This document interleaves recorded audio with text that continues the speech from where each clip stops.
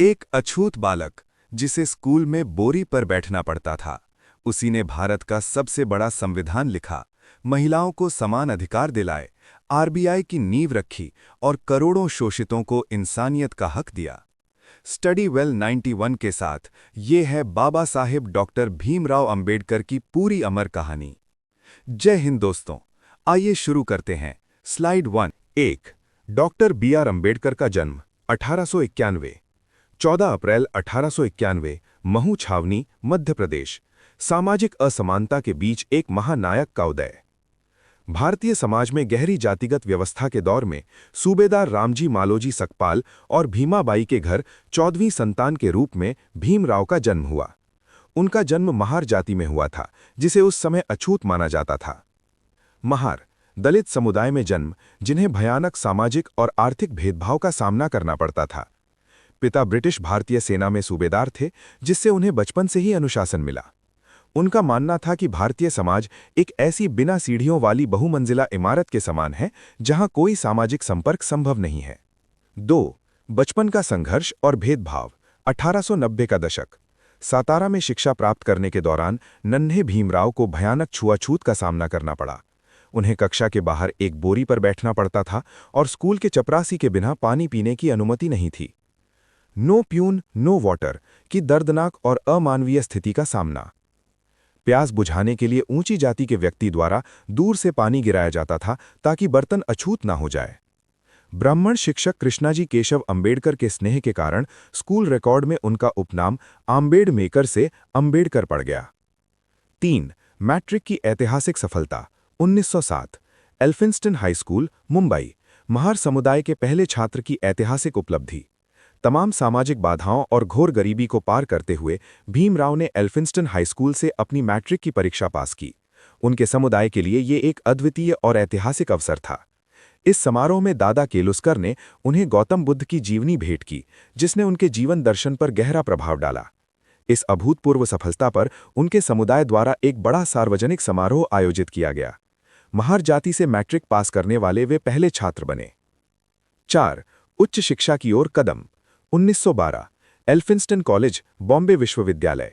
ज्ञान को हथियार बनाने की शुरुआत। बड़ौदा के महाराजा सयाजीराव गायकवाड़ की छात्रवृत्ति और अपनी अदम्य इच्छा शक्ति के बल पर उन्होंने अर्थशास्त्र और राजनीति विज्ञान में अपनी स्नातक की डिग्री प्राप्त की।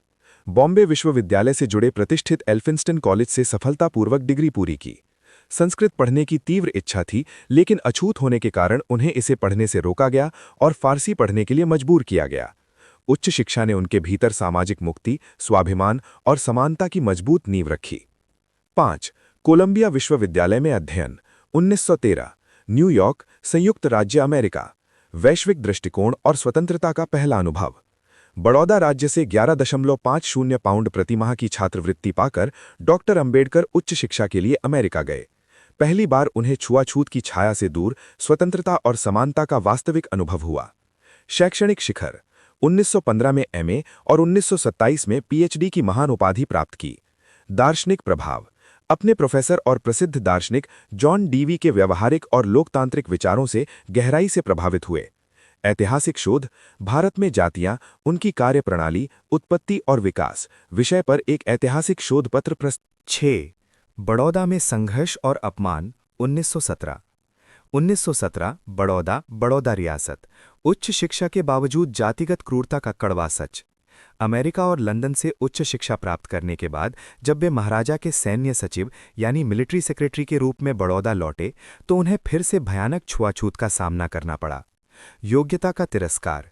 इतनी उच्च शैक्षणिक योग्यता के बावजूद कोई भी हिंदू होटल या सराय उन्हें कमरा देने को तैयार नहीं था। कार्यालय में छुआछूत। कार्यालय में अधीनस्थ कर्मचारियों और चपरासियों द्वारा भी अछूत मानकर दूर से फाइलें फेंकी जाती थीं। कठोर वास्तविकता। इस घटना ने उन्हें ये एहसास दिलाया कि केवल व्यक्तिगत शिक्षा काफी नहीं है, पूरे समाज का ढांचा बदलना होगा। 7। बहिष्कृत हितकारिणी सभा। 1924, 20 जुलाई 1924, मुंबई। दलितों के सामाजिक और आर्थिक सुधार का संगठित प्रयास। अछूतों के अधिकारों की रक्षा और उनके उत्थान के लिए डॉक्टर अंबेडकर ने बहिष्कृत हितकारिणी सभा की स्थापना की। ये संस्था शोषित वर्ग के लिए शिक्षा और सामाजिक न्याय का प्रमुख केंद्र बनी। शिक्षित बनो, दलितों में शिक्षा का प्रसार करना मुख्य उद्देश्य। संगठित रहो, सामाजिक आर्थिक स्थिति में सुधार के लिए एकजुटता। संघर्ष करो, मूक नायक और बहिष्कृत भारत अखबारों से मानवाधिकारों की लड़ाई। 8 महाड़ सत्याग्रह 1927 20 मार्च 1927 महाड़ महाराष्ट्र, सार्वजनिक जल संसाधनों पर समान अधिकार की लड़ाई। हिंदू समाज की रूढ़िवादी परंपराओं को तोड़ते हुए डॉक्टर अंबेडकर ने हजारों अनुयायियों के साथ चवदार तालाब से पानी पीकर एक ऐतिहासिक सत्याग्रह का नेतृत्व किया। ये केवल पानी की नहीं, मानवाधिकारों की लड़ाई थी। ये भारत के इतिहास में दलितों का पहला बड़ा खुला और संगठित विद्रोह था। अछूतों को सार्वजनिक स्थानों पर जाने और पानी पीने के अधिकार के लिए ये एक शक्तिपूर्ण संघर्ष था। सवर्णों द्वारा इस कदम का हिंसक विरोध किया गया, लेकिन अंबेडकर अपने लक्ष्य और अधिकारों पर अडिग रहे। 9 मनुस्मृति दहन 1927 25 दिसंबर 1927 महाड़, जाति व्यवस्था और असमानता के प्रतीक का विरोध। सामाजिक असमानता और कूट जाति व्यवस्था का समर्थन करने वाले प्राचीन ग्रंथ मनुस्मृति को डॉक्टर अंबेडकर और उनके अनुयायियों ने सार्वजनिक रूप से जला दिया। ये ब्राह्मणवादी वर्चस्व के खिलाफ एक क्रांतिकारी कदम था। इस घटना को भेदभावपूर्ण व्यवस्थाओं के पूर्ण पतन और अस्वीकृति के प्रतीक के रूप में देखा गया। इसे आज भी दलित आंदोलन में मनुस्मृति दहन दिवस के रूप में याद किया जाता है। डॉक्टर अंबेडकर ने स्पष्ट किया कि जो धर्म इंसानों के बीच भेद करता है वो धर्म नहीं बल्कि गुलामी की व्यवस्था है। 10 गोलमेज सम्मेलन 1930-1932 लंदन, ब्रिटेन, अछूतों के लिए अलग राजनीतिक आवाज की मांग। डॉक्टर अंबेडकर ने लंदन में आयोजित तीनों गोलमेज सम्मेलनों में भाग लिया और ब्रिटिश सरकार के सामने पहली बार डिप्रेस्ड क्लासेस यानी दलितों के लिए एक अलग निर्वाचक मंडल की पुरजोर वकालत की। उन्होंने स्पष्ट किया कि केवल सवर्ण नेता दलितों की समस्याओं और अधिकारों का प्रतिनिधित्व नहीं कर सकते। उनके अकाट्य तर्कों से सहमत होकर ब्रिटिश प्रधानमंत्री रैमसे मैकडॉनल्ड ने 1932 में कम्युनल अवार्ड की घोषणा की। इस सम्मेलन ने डॉक्टर अंबेडकर को राष्ट्रीय और अंतर्राष्ट्रीय स्तर पर दलितों के सर्वमान्य नेता के रूप में स्थापित किया। 11 पूना पैक्ट 1932 24 सितंबर 1932 यरवदा जेल, पुणे। दलितों के राजनीतिक आरक्षण पर ऐतिहासिक समझौता। जब महात्मा गांधी ने अलग निर्वाचक मंडल के विरोध में आमरण अनशन शुरू किया, तब भारी राजनीतिक दबाव के बीच डॉक्टर अंबेडकर ने पूना पैक्ट पर हस्ताक्षर किए, जिससे हिंदू समाज को बंटने से रोका गया। त्याग, अलग निर्वाचक मंडल की मांग छोड़ दी गई। प्राप्ति, प्रांतीय विधानसभाओं में दलितों के लिए आरक्षित सीटें 2 गुनी यानी 71 से 148 कर दी गईं। मदन मोहन मालवीय और अंबेडकर सहित 23 प्रमुख नेताओं ने इस समझौते पर हस्ताक्षर किए। इसके तहत संयुक्त निर्वाचक मंडल के अंतर्गत प्राथमिक चुनाव की अनूठी प्रणाली को अपनाया गया। 12 जाति का विनाश 1936 1936 लाहौर, प्रस्तावित भाषण, हिंदू जाति व्यवस्था पर सबसे कठोर और बौद्धिक प्रहार। Annihilation of caste doctor Ambedkar द्वारा लिखा गया एक अद्भुत और क्रांतिकारी ग्रंथ है। यह जात-पात तोड़क मंडल के लिए एक अध्यक्षीय भाषण था, जिसे इसके उग्र विचारों के कारण आयोजकों ने रद्द कर दिया था। अंबेडकर ने इसमें अकाट्य तर्क दिया कि जाति व्यवस्था केवल श्रम का विभाजन नहीं है, बल्कि श्रमिकों का विभाजन है। उन्होंने स्पष्ट किया कि हिंदू समाज में अंतरजातीय विवाह और सहभोज के बिना जाति का पूर्ण विनाश संभव नहीं है। यह पुस्तक आज भी दुनिया भर में मानवाधिकार और सामाजिक न्याय का एक महान घोषणा पत्र मानी जाती है। 13 इंडिपेंडेंट लेबर पार्टी 1936 1936 बॉम्बे, अब मुंबई, मजदूरों, किसानों और शोषितों के राजनीतिक अधिकार। डॉक्टर अंबेडकर ने केवल दलितों तक सीमित न रहकर समाज के हर शोषित वर्ग, मजदूरों, किसानों और काश्तकारों के अधिकारों की रक्षा के लिए इंडिपेंडेंट लेबर पार्टी (ILP) की स्थापना की। उद्देश्य एवं विचारधारा। पार्टी का मुख्य उद्देश्य पूंजीवाद और ब्राह्मणवाद दोनों की दोहरी मार से श्रमिकों को बचाना था। खातोनी प्रणाली यानी खोती सिस्टम जैसी शोषक और अत्याचारी भूमि प्रणालियों को समाप्त करने के लिए बिल पेश किया। चुनावी सफलता। 1937 के बॉम्बे प्रांतीय विधानसभा चुनाव में पार्टी ने शानदार प्रदर्शन करते हुए 15 सीटों पर जीत हासिल की। 14 संविधान सभा में प्रवेश 1946 नई दिल्ली। राष्ट्र निर्माण और दलित अधिकारों को संवैधानिक मान्यता। अनेक राजनीतिक बाधाओं और कड़े विरोधों के बावजूद डॉक्टर अंबेडकर बंगाल और बाद में बॉम्बे से संविधान सभा के लिए चुने गए। यह भारत के राजनीतिक इतिहास में एक निर्णायक मोड़ था। संविधान सभा में उनके पहले ही भाषण ने सभी नेताओं, जिनमें उनके घोर विरोधी भी शामिल थे, को उनकी दूरदर्शिता का मुरीद बना दिया। उन्होंने अल्पसंख्यकों और शोषित वर्गों के अधिकारों को राष्ट्रीय पटल पर मजबूती से रखा। उनकी बेजोड़ योग्यता को देखते हुए उन्हें स्वतंत्र भारत के प्रथम मंत्रिमंडल में देश का पहला कानून मंत्री, लॉ मिनिस्टर बनाया गया। 15 प्रारूप समिति के अध्यक्ष, संविधान निर्माण 1947 29 अगस्त 1947 नई दिल्ली। आधुनिक भारत के संविधान के जनक। उनकी बेजोड़ कानूनी, आर्थिक और सामाजिक विशेषज्ञता को देखते हुए उन्हें संविधान की प्रारूप समिति का अध्यक्ष नियुक्त किया गया। अपने अथक परिश्रम से उन्होंने भारत को दुनिया का सबसे व्यापक संविधान सौंपा, जो समानता, स्वतंत्रता और न्याय पर आधारित है। समानता का अधिकार। उन्होंने छुआछूत को पूरी तरह से गैर कानूनी घोषित किया और महिलाओं को पुरुषों के समान अधिकार दिलाए। संविधान की आत्मा। संवैधानिक उपचारों के अधिकार, आर्टिकल 32 को उन्होंने भारतीय संविधान की आत्मा और हृदय कहा। 16 संविधान लागू, भारत बना गणतंत्र। 26 जनवरी 1950 नई दिल्ली। लोकतांत्रिक अधिकारों की स्थापना। बाबा साहेब के अथक प्रयासों और दूरदृष्टि से तैयार किया गया भारत का संविधान लागू हुआ। इसने देश के हर नागरिक को बिना किसी भेदभाव के समानता, स्वतंत्रता और न्याय का मौलिक अधिकार दिया। छुआछूत का कानूनी अंत, आर्टिकल 17 और मानवाधिकार। संसदीय लोकतंत्र की मजबूत नींव।